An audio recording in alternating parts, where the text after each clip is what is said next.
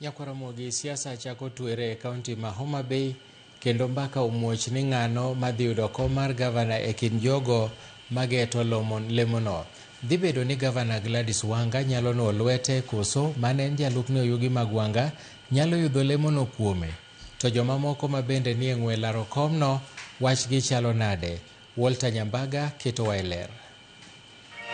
Ka odong' ndalo 371 to jo-Kenya dhi e yiero maduong' ma tarik 10 dwe mar 8 higa mar 2027. Jolut ombulu e kaunti ma Homa Bay omuocho mbaka ewi lemo mar gavana e yiero mabiro. E mesa mar Ramogi TV mar siasa oyango ni nyaka sani jok mosetiaore pap mar rakruok rigri e laro komno mondo mi gidunyre e debe okelo gavana masani Gladys Nyasona Wanga mane en jalup ne Joseph Oyugi Magwanga, Profesa Modekai Ochieng Ongo kanyakla kod Odoyo Wede.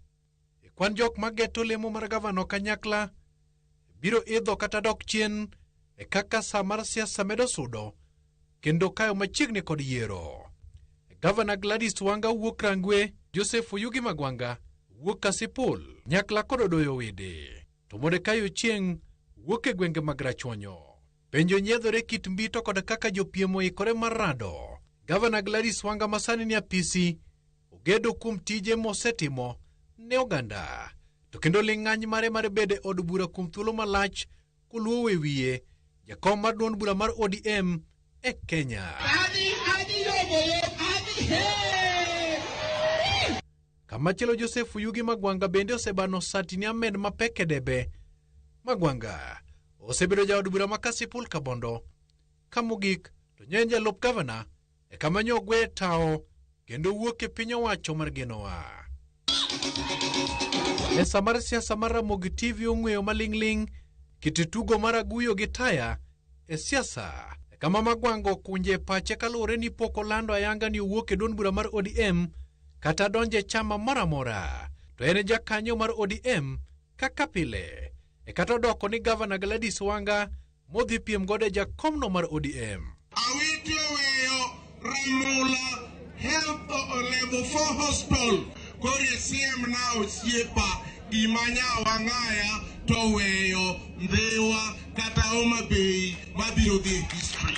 Modekai Ochieng Ongo en jalony man kod ling'any modhialo kowuok e mbalariany ma Andrews e piny Amerka boma maduong' ma Michigan. Jopiny to ni kod dwaro kit gavana mane magigete yiero mabiro 2027. Anyalo gombo ni wabed gi gavana Mario kanyakla. Kik wayier gavana madhoge mit to ok onyal kwayo. Pesa biro ne county government to ok nyal timo dongruok duto te mwadwaro. Nyaka wamed gi kwecho. Jonon siasa oforo ne Ramogi TV ni kinde mokalo ogai machon mar ODM Raila Odinga ne ni kod oteku mar sundo oganda mondo osir ng'ato motegno ka ok girango e kit dho udi kata oganda ne. Kata kamano e chal makiny nenre ka gima ng'ato ka ng'ato biro lwenyo kor roko kende e siasa.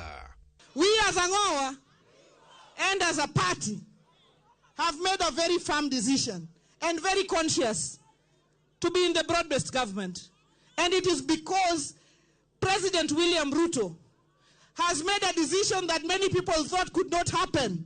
Many people felt that the house of Kenya, the house called Kenya, some people must be outside for some people to be inside. Chal mar luto ombulu ma Homa Bay to kod kaka dho udi obedo Karachuonyo, Kabondo Kasipul owuon odok atamalo maduong' mar laja Rachuonyo kochope ombulu. An kang'iyo gavana wadwaro ng'at manyalo konyowa kendo gavana manyalo konyo yudhe. To wadwaro ng'at manyalo riwo wiwa maka awuo kata ka wuoyo mbele joma moko to ok nyal chwadwa nikech wawacho gimoro. E Ndhiwa bende onywando kaboch Kanyamwa to kod joka Rachuonyo mamoko kuomgi bende odak kuno bende igetoga e kendo ilombo kochopo luto ombulu. E Suba North kanyakla kod Suba South ogendini kaka Sembo Waondo e kinde mamoko.